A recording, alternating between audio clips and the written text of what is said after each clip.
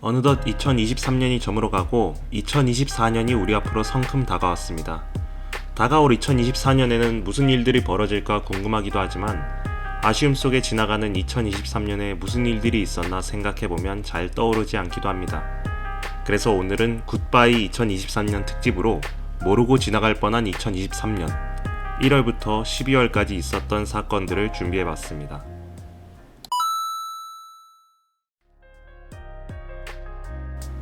프랑스에서 정부의 연금개혁 추진에 반대하는 시위가 시작됐습니다. 마크롱 정부가 대대적인 연금개혁에 나선다며 발표를 하자 1월 19일 프랑스 전역에서 폭력 사태를 동반한 대규모 시위가 일어났습니다. 프랑스 정부가 추진하는 주요 개혁 내용은 64세까지 정년 연장과 납입기간 연장인데요. 쉽게 말해 더 오래 일하고 더 늦게 받아라 라는 내용입니다. 이 개혁안은 사실 마크롱 대통령의 재선 공약 중 하나였는데요. 다른 선진국처럼 심하지는 않더라도 프랑스 역시 고령화와 베이비 부머의 은퇴 러시에 따른 복지 부담이 크게 늘어나고 있는 것이 연금 개혁의 주된 이유였습니다. 그러나 프랑스인들에게 연금은 단순한 금전적인 의미를 넘어 세대 간 부양에 따른 자연스러운 세대 간 연대, 시민이 획득한 노동, 사회권에 대한 상징, 여유로운 은퇴 생활에 대한 이미지 등 훨씬 더 복잡한 의미를 가지고 있기 때문에 그 시위 강도는 매우 격렬했습니다.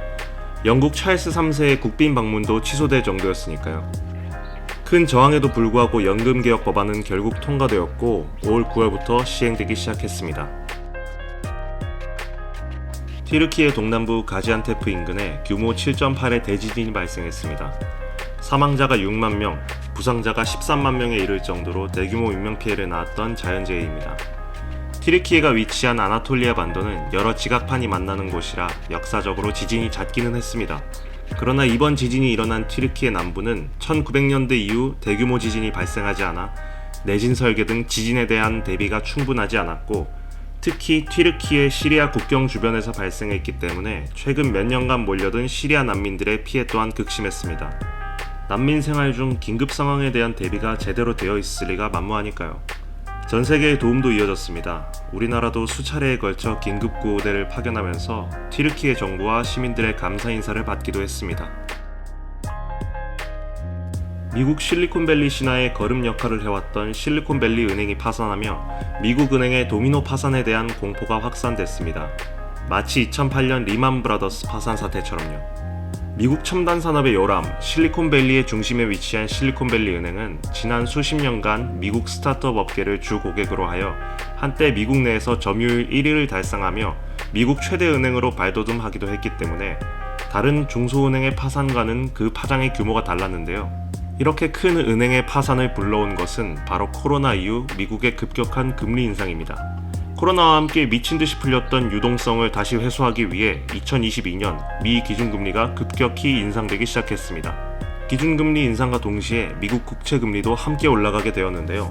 채권금리와 채권 가격은 반대로 움직입니다. 다시 말해 채권금리가 급격하게 올라가면 채권 가격은 곤두박질 친다는 뜻입니다.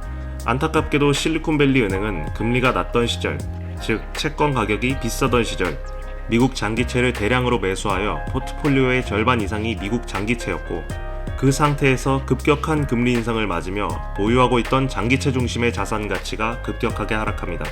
이에 은행은 수조 원에 달하는 손해를 입고 주가가 3월 10일 하루 만에 66% 하락하게 됩니다. 거기에 불안감을 느낀 고객들이 예금을 인출하는 뱅크런 사태까지 일어나며 결국 40년 역사의 실리콘밸리 은행은 파산해버리고 이로 인한 금융 불안이 한동안 미 전역에 확산되었습니다. 러시아와 국경을 맞대고 있는 북유럽 국가 핀란드가 나토의 31번째 회원국이 되었습니다. 냉전 시대 바로 옆에 강대국 소련과 서방 사이에서 친소 정책을 포함한 예리한 중립 외교를 펼치면서 어렵게 주권을 지켜왔던 핀란드는 2014년 러시아의 크림반도 합병을 계기로 나토와 손을 잡기 시작했고 2022년 러시아 우크라이나 전쟁이 터지자 본격적으로 나토 가입을 추진해왔습니다. 나토의 확장을 누구보다 꺼리는 러시아 입장에서는 나토와의 국경이 1300km나 새로 생겼으니 여간 불편하지 않을 수 없습니다. 핀란드의 나토 가입 후 미군과의 협력이 본격적으로 모습을 드러내자 최근 푸틴 대통령이 공개적으로 군사적 대응을 언급하기도 하는 등 북유럽 지역의 안보 불안은 여전히 이어지고 있는 모양새입니다. 세계보건기구가 코로나19에 대한 국제적 공중보건 비상사태 선언을 해제했습니다. 사실상 코로나19로 인한 긴급한 상황의 종료를 선언한 것입니다. 국내의 언론을 통해 대유행의 종식을 선언하는 상징이라는 보도가 잇따랐으며 실제로 세계 각국의 공중보건 단계도 이에 맞추어 하향됐습니다. 그러나 세계보건기구는 감염병의 완전한 풍토병화를 의미하는 엔데믹 선언은 하지 않고 여전히 팬데믹, 즉 세계적 대규모 유행이 끝난 것은 아니라는 입장을 밝혔습니다.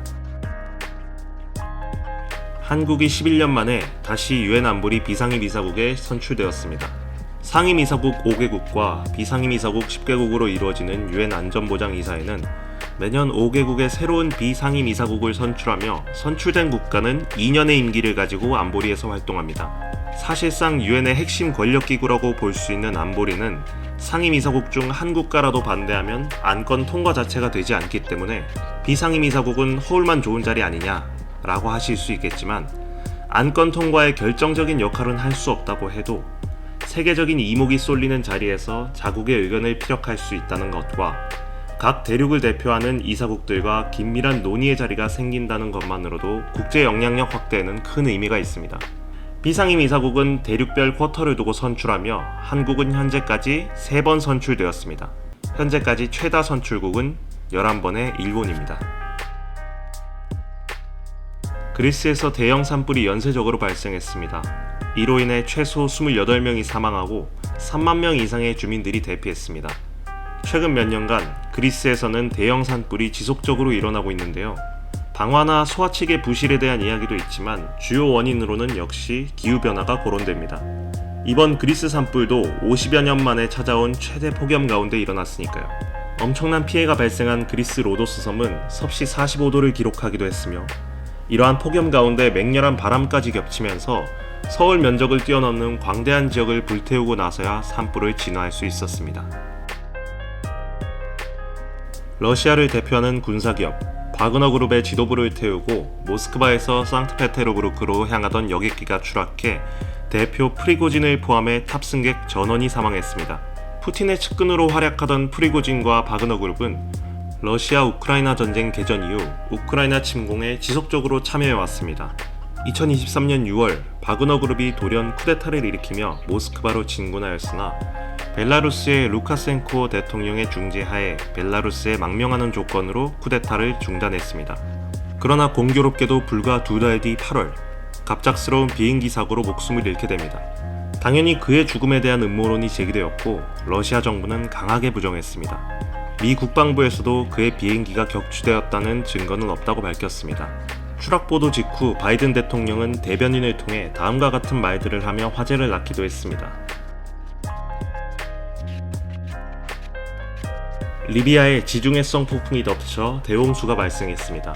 이 중 리비아의 데르나 지역은 연평균 강수량이 20mm에 불과한 지역이지만 하루 만에 400mm에 가까운 비가 내리면서 데르나에 위치한 댐 2개가 연달아 붕괴하며 최소 1만 명이 데르나 한 도시에서 사망하는 안타까운 참사가 일어났습니다.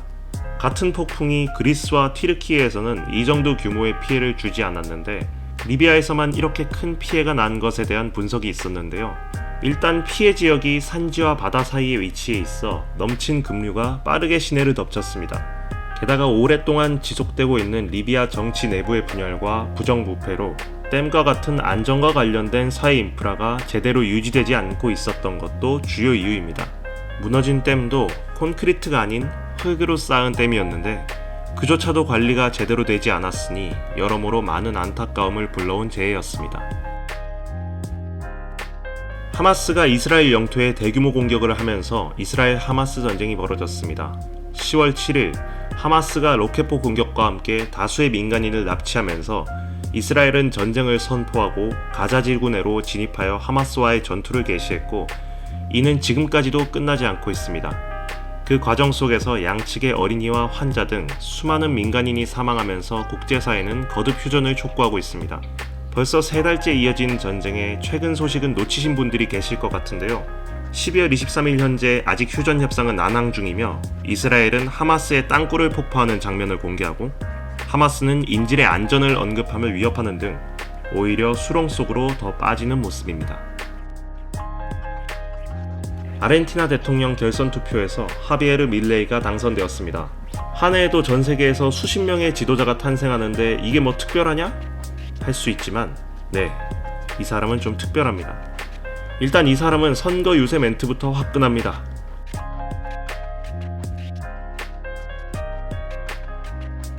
부정부패에 찌들었다고 비판받는 아르헨티나 기성정치를 신랄하게 비판하며 등장한 그는 남미의 트럼프라는 별명으로 불리며 아르헨티나 페소를 폐지하고 달러를 통화로 지정, 공기업의 대대적인 민영화, 여성인권부 폐지 등 다소 화끈한 공약들을 내세운 끝에 당선되었습니다.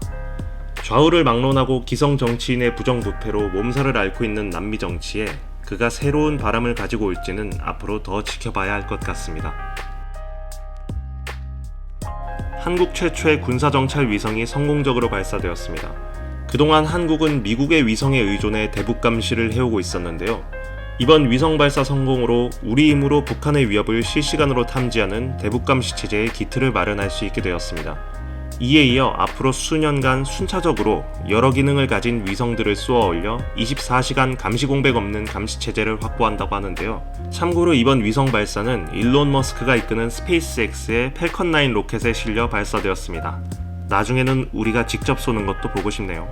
지난 1년간 벌어진 일들을 정리하다 보니 오늘도 시간이 참 빠르게 간다는 생각이 듭니다. 떠나가는 2023년 잘 마무리하시고 다가오는 2024년 행복하시기 바랍니다.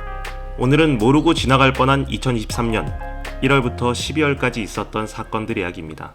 그럼 다음번에 더 재미있는 이야기로 뵙겠습니다. 유익하셨다면 좋아요와 구독 부탁드립니다. 감사합니다.